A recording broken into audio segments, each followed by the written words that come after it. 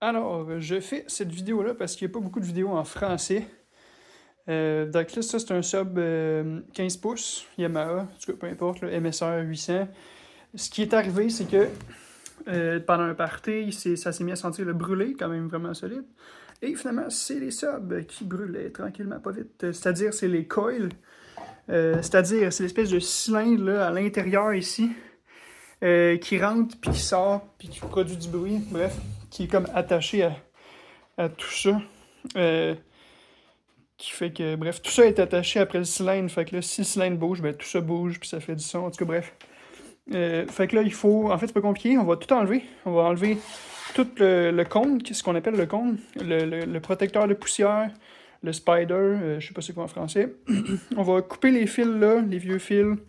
Après ça, je vais tout sabler ça avec ce qu'on appelle un Dremel tool. Dremel tool, en tout cas un petit outil rotatif. Là.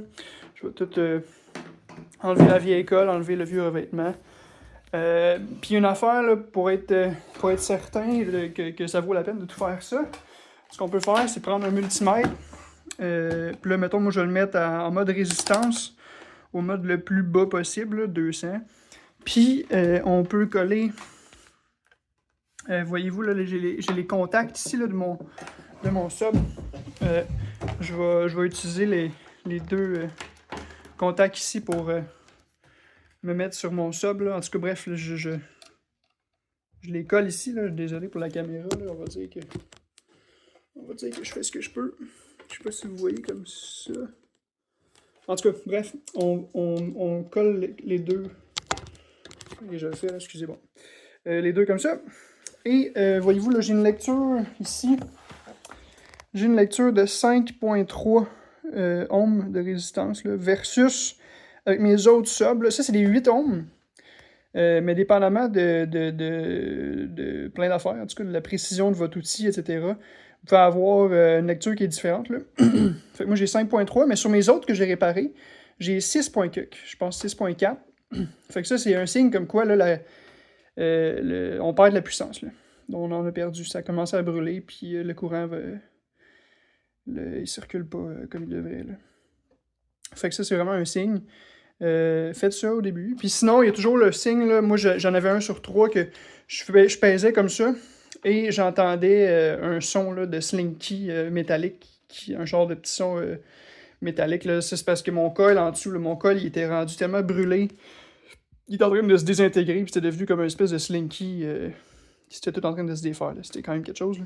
Lui, c'est pas comme ça, mais on voit qu'on a quand même perdu un peu de puissance. Fait que bref, sans plus tarder, je vais prendre mon meilleur ami, le couteau ici. Et on va couper tout ça, genre littéralement. On rentre de même. Et oui, c'est comme si c'est quand même satisfaisant.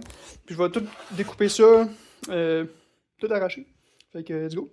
Fait que là, c'est ça. Juste une affaire, là, pendant que vous défaisez ça, pendant que vous coupez tout, les fils, peut-être juste observer le fil. Il est à peu près à quelle distance? Vous voyez là, que le vieux fil, il passe là, dans le cône. Fait qu'il est à peu près à quelle distance ici? Le trou là, du spider, la membrane ici, pour essayer de prendre ça en note là, pour le prochain. Moi, ce que je fais honnêtement, là, c'est que je vais comme bien le découper, comme ça, j'ai commencé à le découper. Puis je vais essayer de pas trop le maganer, là, essayer de garder mon modèle. En fait, c'est super important de garder le modèle. Puis là, ben, ici, même chose, la membrane, là, c'est parce que quand on va installer la nouvelle, on va juste observer là, comment elle est installée. Fait que là, elle, on voit que la première bosse, elle sort, elle va vers le haut. Parce que, tu sais, il aurait pu être installé comme ça, là, cette membrane-là, ou elle aurait pu être installée à l'envers, c'est-à-dire que la première bosse, elle aurait pu creuser au lieu de bumper. Fait que ça, on prend ça en note, là, quand on va l'installer, il faut que la première bosse bump comme ça, au lieu de creuser vers le bas. Fait qu'on prend bien ça en note. Puis là, quand on va découper, quelque chose qui est important, là, je vais vous le dire dans 2 secondes aussi, c'est de regarder comment le coil est fait, comment il est assemblé. Ce sera pas long. Alors, j'ai comme découpé le contour ici. Après ça, j'ai pu juste sortir tout ça. Là, on voit que le coil, il est quand même, il est pas en piteux état, là. Mais on voit qu'il y a comme une petite bande noire là, à la base, là, genre ici, là. Ici, là, c'est comme plus noirci. Puis, honnêtement, à l'odeur, Ça sent le brûler. Ça sent, fait que ce coil-là a commencé à brûler. Puis de toute façon, on avait la confirmation là, avec le multimètre que le courant ne passait plus comme dans son jeune temps. Fait que, ouais, c'est ça. Plus ce que je voulais vous dire, c'est aussi regarder bien la distance ici. Là. Donc, ça, cette membrane-là, c'est le spider, est collée de telle sorte que en dessous ici, notre coil, il va comme plus ou moins ressortir du trou qui est là, de l'aimant, en fait. Fait que ça va être important, ça, de prendre ça en note, de cette mesure-là, parce que quand on va tout réassembler tantôt, on va vouloir... en fait, tu sais, moi, j'ai acheté un kit que la membrane, puis le cône, puis le dust cap, en tout cas, tout est séparé, là. Fait qu'il faut comme tout assembler ça, il faut tout que j'assemble ça moi-même. Il va falloir que je recolle une nouvelle membrane sur un nouveau coil, le cylindre qui est là. Fait qu'il va falloir que je m'assure que cette membrane-là est comme dans l'axe au bas ici, là, est comme pas trop basse, mais pas trop haute non plus. Pour que quand, en mode repos, là, ce cylindre-là, il soit pas trop profond, puis pas trop sorti non plus de l'aimant. Fait que ça, c'est quand même important, il faut que ce soit vraiment comme avant. Là. Fait que moi, ce que je fais honnêtement, c'est que je jette pas ça. Ça, je le garde pour avoir mon modèle. Puis je le garde aussi pour avoir ça, là, cette distance-là à peu près grossière. Là. C'est pas grave là, si c'est pas pareil, là, ça c'est moins crucial. Là, mais en tout cas, je garde mon vieux modèle là, si jamais il y a de quoi, puis j'ai besoin de savoir comment réarranger les affaires. Et d'ailleurs, on peut voir aussi, je vais aussi ouvrir ça. On va voir comment c'est assemblé aussi à l'intérieur, là, en dessous du dust cap, pour que les fils puissent passer à travers le cône, puis aller rejoindre les connecteurs qui sont là. Fait que je vais ouvrir ça dans 2 petites secondes. Bon, fait que ça c'est ouvert. Il n'y a rien de trop critique ici, là. Votre coil, il y a 2 fils qui sortent du coil, puis qui ont besoin de passer à travers le cône. Fait qu'on voit là qu'on a percé 2 petits trous, là, 2 tout petits trous. Après ça, il y a une soudure là, qui lie le fil qui est là, puis le tout petit fil métallique du cône. La soudure, elle doit être genre quelque part ici. Puis il y a un petit trou avec de la colle pour pas que ça bouge. Fait que c'est pas mal ça. Puis après ça, à la fin, on va juste comme installer notre dust cap par-dessus pour cacher tout ça. Ouais, ok. Puis là, quelque chose de super important, j'ai fini de tout arracher. Fait que là, je vais être rendu au bout fini. Ben non, j'ai pas fini de tout arracher, là, mais j'ai fini de tout ouvrir. Fait que je vais être rendu au bout de tout arracher, fini de tout arracher. Et après ça, en tout cas, on va en reparler, là, mais ça ici, l'intérieur de ça, là, faut pas qu'il y ait de contaminants là-dedans. Fait que là, je viens d'ouvrir le stock, là, fait que ce que je veux faire, c'est mettre du tape tout de suite pour cacher ça, pour pas qu'il y ait plus de poussière et de débris qui tombent là-dedans que ce qu'il y en a peut-être déjà. Fait que je vais cacher ça. Fait que là, je trouvais pas mon masking tape. Fait que j'ai mis du tape électrique, là, peu importe. Le but, c'est de bloquer la petite craque qui est là. Dans le fond, tout ça, en passant, j'aurais peut-être dû le dire au début, là, mais le principe est assez simple. C'est long, mais c'est assez simple. C'est qu'on veut tout bien arracher comme il faut. Après ça, on veut tout recoller bien comme il faut. Puis après ça, ben en fait, pas après, mais pendant tout ça, on veut que tout soit bien clean pendant tout le processus. Fait que là, je vais être rendu à arracher puis à sabler, nettoyer avec mon petit outil. Bon, fait que pour la suite, moi, je vais aller dehors parce que c'est quand même poussiéreux puis dégueulasse, là, faire ça. Comme vous pouvez voir, j'ai un masque et des lunettes. Faites pas comme moi les premières fois, qui s'est ramassé avec plein de gogos dans les yeux. Je me trouvais pas super intelligent. Puis qui respirait de la poussière de métal pendant une demi-heure, 3/4 d'heure. Bref, faites pas ça, s'il vous plaît. Mettez un petit masque, là. Pas obligé que ce soit intense comme lui, là, mais c'est celui que j'ai, là. Fait. Et des lunettes. Alright.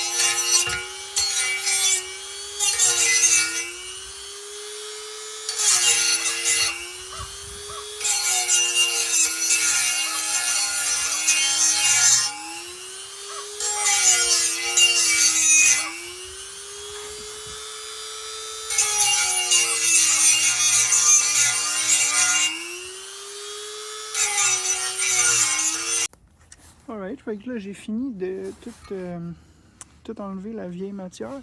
Vous voyez qu'il reste du noir, là, mais ça c'est comme le revêtement du métal. Quand vous nettoyez, vous verrez, il y a une distinction entre le vieux revêtement du métal et l'ancienne colle qui est comme pas la même teinte de noir. Ici aussi, même chose, j'ai tout gratté avec mon outil, le contour. Fait que là, vous voyez pourquoi on met du tape, là, c'est parce qu'il y a vraiment beaucoup de poussière, puis on ne veut pas que ça aille là-dedans. On va aussi shooter avec du nettoyant à frein. Là. Moi, personnellement, là, du brake cleaner, je vais shooter ça comme il faut, je vais frotter ça parce qu'il y a encore plein de poussière de ce que je viens de faire. Fait que ben du nettoyant à frein en frottant comme il faut avec un linge propre. Tout ça aussi, là, je vais nettoyer ça avec du nettoyant à frein. Toute la vieille poussière là, que je viens de faire. Bref, on nettoie tout bien ça comme il faut. Ouais, puis ça aussi, là, les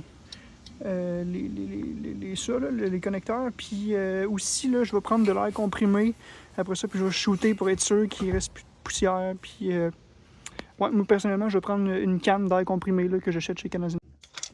OK, fait ensuite, ce qu'il va falloir faire, c'est juste, comme je vous disais, mesurer ça ici. Fait que cette distance-là, ici, là, moi, ça fait à peu près 57,5 mm, quasiment 58 mm. Fait que là, ce que je vais faire, c'est que je vais prendre le nouveau coil, le nouveau cône. Je vais assembler ça, puis je vais l'enfoncer dans le cylindre jusqu'à temps que j'aie une longueur comme ça ici là, de 57,5 mm. Puis moi, ma technique, c'est que je regarde ici, après ça, je le tourne un petit peu. Fait que je vérifie tout le tour que j'ai ma longueur exacte qu'il faut.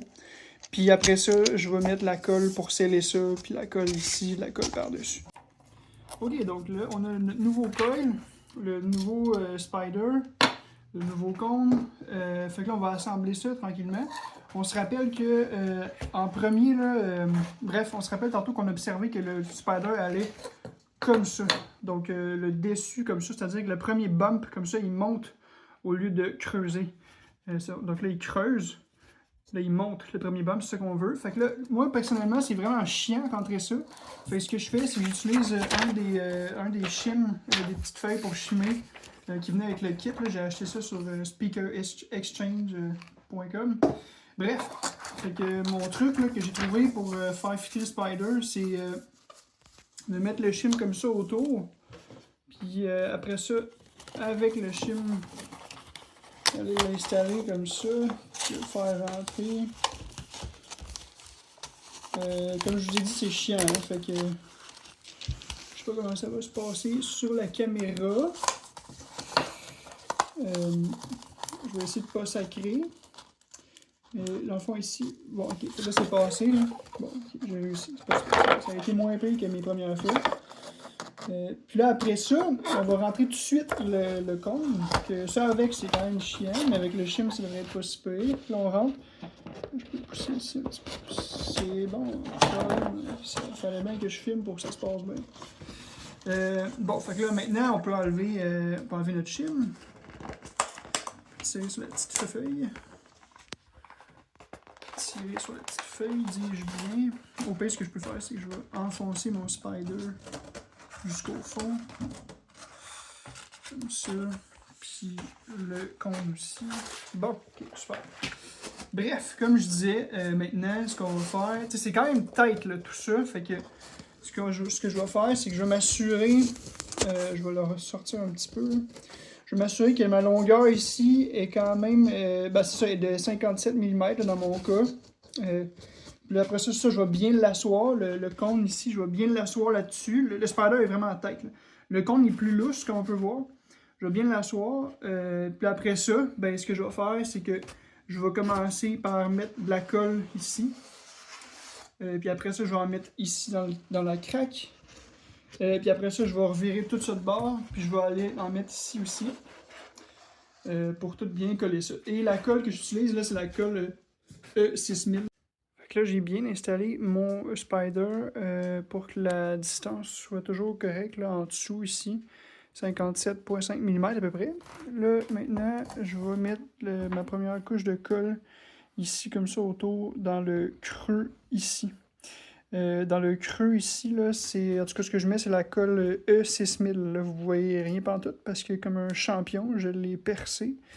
Fait que j'ai mis plein de tape pour pas qu'il coule, mais bref, c'est la colle E6000 qu'on peut trouver chez Canadian Tire assez facilement. Fait que j'ai mis de la colle partout dans la petite craque, j'en ai renversé un petit peu ici, c'est pas grave, de toute façon il va y avoir le dust cap qui va tout cacher ça.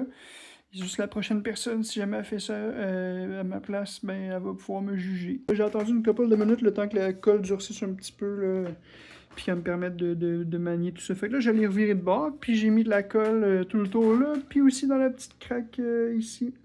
Fait que là, je vais attendre 24 heures avant que tout ça durcisse bien comme il faut. Parce que quand je vais l'insérer dans le speaker, là, dans tout ça, là, bref, je vais quand même le forcer un petit peu là, avec les shims pour que ce soit bien tight. Fait que je vais attendre que tout ça soit bien en place avant de continuer. Bon, fait que ensuite, qu'est-ce que j'ai fait? C'est que j'ai shooté du nettoyant à break, quand même pas mal là-dedans ici, avec... je me suis assuré que ça sèche, puis j'ai shooté après ça de l'air comprimé en canne ici. Là, ce qui m'est arrivé par contre, on dirait que j'ai fait une erreur, c'est que ce que j'ai pas fait avant, en fait, c'était shooter du nettoyant à frein dans la craque ici.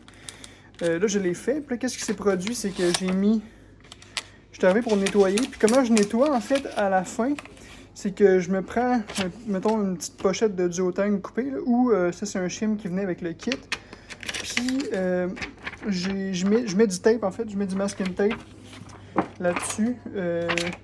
Ce que je fais là, c'est que je mets une couche comme ça, puis après ça, je mets, ben en fait, je pense que je vais vous le montrer là, dans le fond ce que je fais. C'est ce que je fais. Bon, 2 secondes. Là. Ok, c'est bon. Fait ce que je fais, je prends, mettons, une slice comme ça de masking tape. Et après ça, je vais en prendre 2 autres. À peu près de la même longueur. Puis là, qu'est-ce que je fais? C'est que je vais la coller. Je vais en coller une comme ça. Je vais coller l'autre à l'autre bout. Comme ça. Puis après, je vais... Donc ça, c'est le côté qui colle, qui est au centre. Je vais le mettre comme ça à peu près au bout de mon shim. Comme ça. Après ça, je vais le tourner, je vais le plier.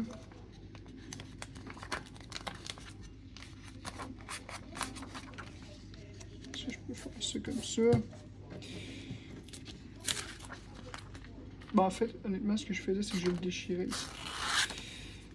Fait que bref, ça pour dire que là, je me ramasse avec un bout collant ici au milieu. Puis ici, c'est juste pour tenir le reste. Et après ça, ce que je fais, c'est que je le rentre ici.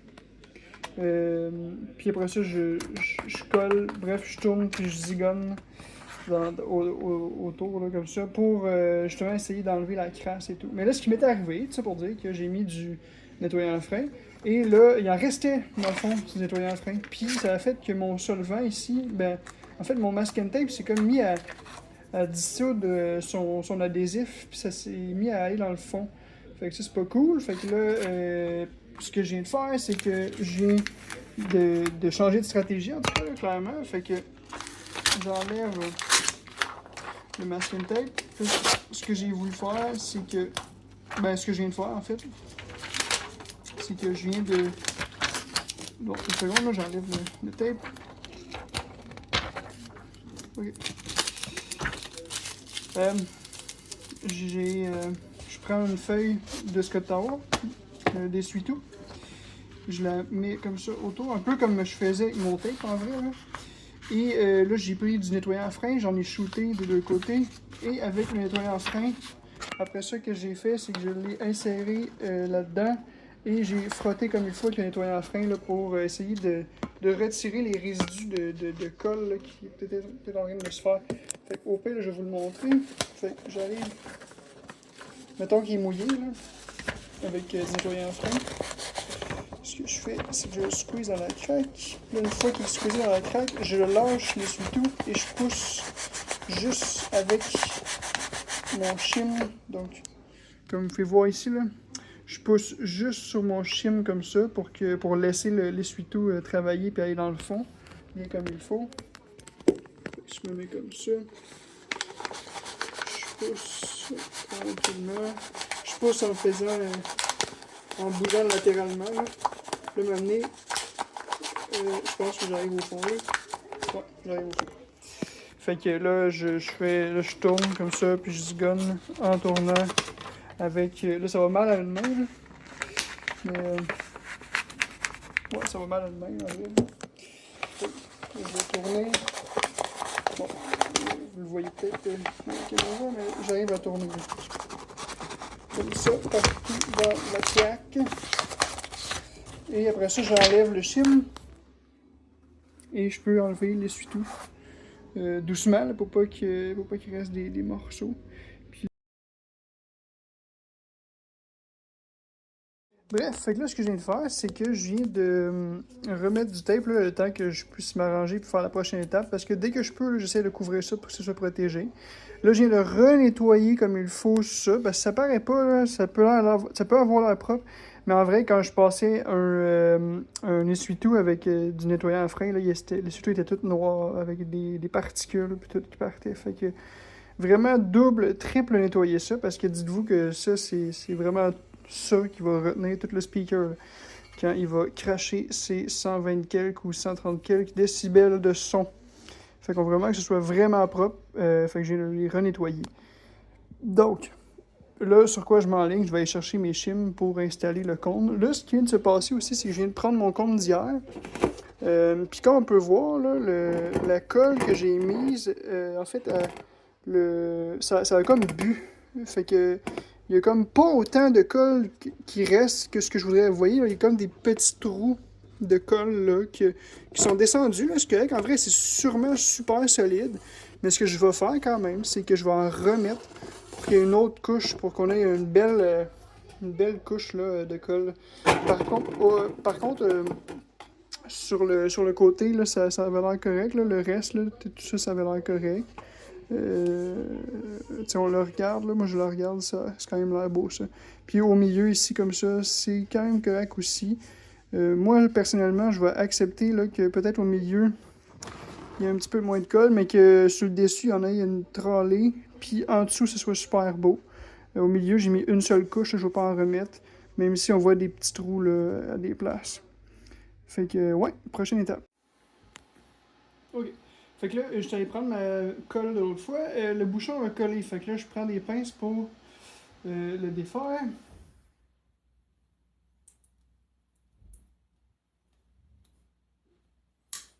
Bref, et ensuite, je vais aller rajouter la couche de colle dont je vous parlais.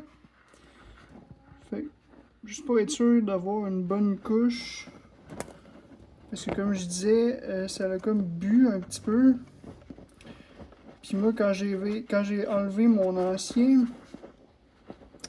il y a vraiment une grosse couche de colle ici, là. Fait que je me suis dit qu'il fallait sûrement que ce soit de même avec le nouveau.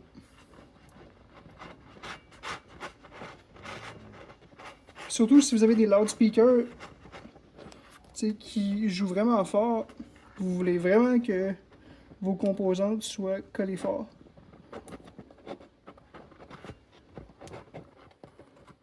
Là, je continue.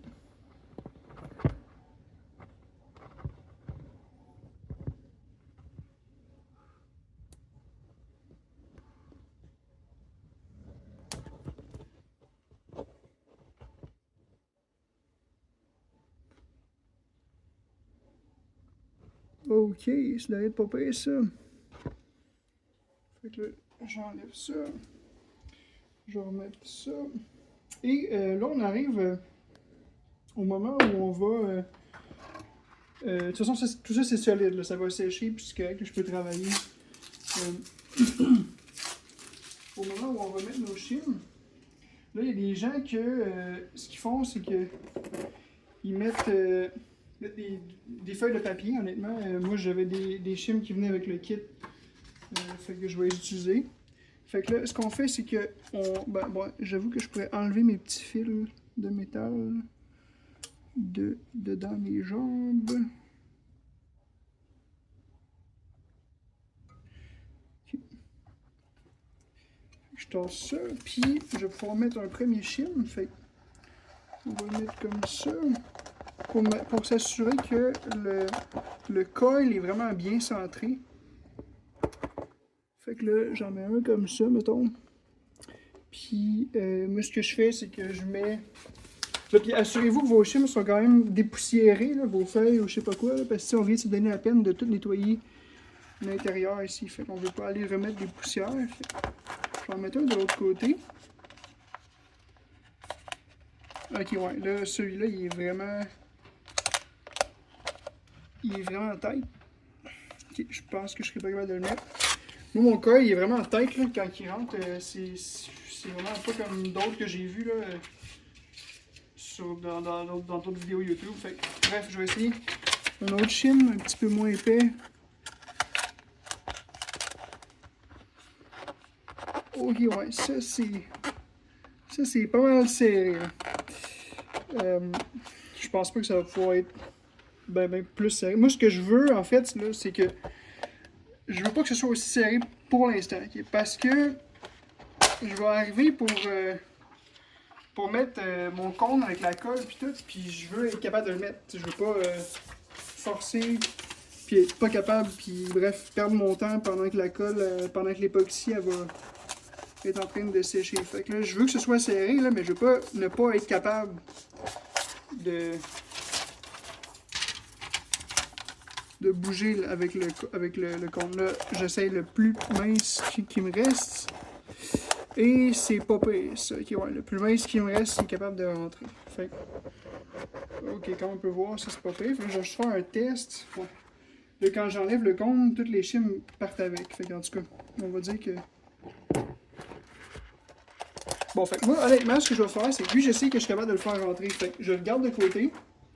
Lui, je sais qu'il rentre quand même vraiment bien. Là. Je sais que ça va être vraiment correct. Fait que, bref, ce que je vais faire, c'est que je vais mettre l'époxy. Non, excusez. Je vais mettre la colle E6000. Qui prend vraiment du temps à sécher. Après ça, je vais mettre l'époxy.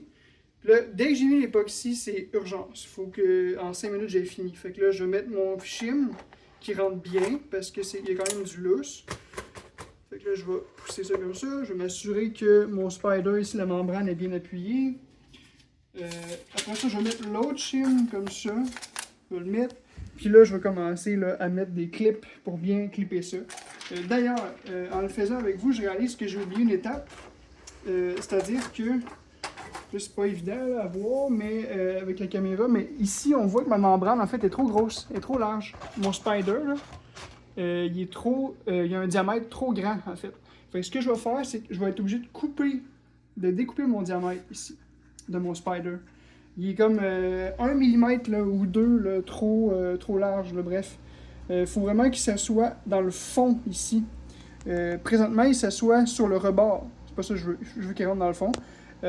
Fait que là, je vais découper ça. Puis ce que je fais pour découper ça, c'est que, 2 petites secondes, je me fais... 2 secondes.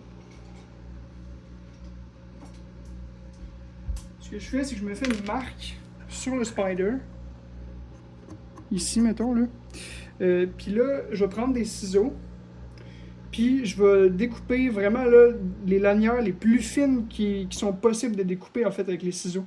Puis à chaque fois que j'enlève une épaisseur, genre que je coupe, ben il faut que je coupe sur tout le tour. Parce que je veux absolument pas avoir un spider qui est de forme circulaire, mais genre irrégulière. Parce que ça va être chiant après ça pour le centrer, pour qu'il soit bien installé en fait. Fait que à chaque fois que j'enlève une épaisseur, je fais le tour au complet. Fait que c'est pour ça que je me fais une petite marque, juste pour savoir que je viens de compléter un tour. Après ça, je vais faire un test. Trop large encore, j'en renlève une autre...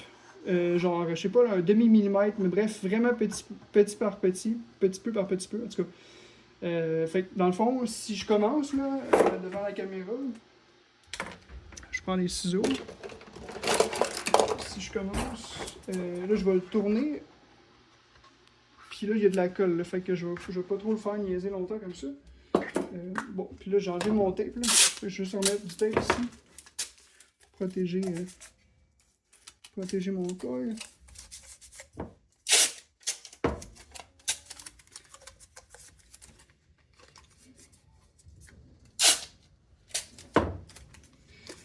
Protéger mon coil, ok. Bref. Fait que je vais commencer comme ça. Puis, comme vous pouvez voir, là, je vais faire vraiment la plus petite chose que je peux couper, en fait, avec les ciseaux. Juste tasser ça. Pour me faire de la place, là.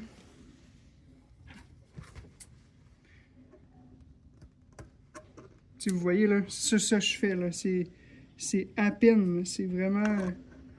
il en manque pas beaucoup dans mon cas. Puis, c'est parce que, tu sais, c'est comme quand on se coupe les cheveux, là. Si tu coupes trop court... tu peux pas en rajouter. Mais si tu t'as pas assez coupé, tu peux toujours couper encore. Bref, c'est parti. Je fais un tour complet comme ça. Puis après ça, je vais faire un test. Fait qu'on peut faire... Ok, fait que ça progresse. J'ai fini de le découper. Maintenant, j'arrive à l'asseoir là où il devrait s'asseoir. Fait que vous voyez là, que j'ai pas découpé tout le temps. Je veux dire, comme un master, là, des fois, c'est pas fait, c'est pas usiné, là, mais en tout cas, c'est quand même ça. Bref, en passant, voyez-vous, ça a encore bu là, la colle que j'ai mise tantôt. Fait que c'est quand même quelque chose. Là. Fait que là, je pense que je vais arrêter maintenant, hein, ça va tenir. Là. Puis ça ici, bref, ça c'est la prochaine étape. Super important. Manger de la petite confiture de restaurant. Oh, on va couper ça au montage, ou pas. Bref, ça va être mon petit récipient à époxy.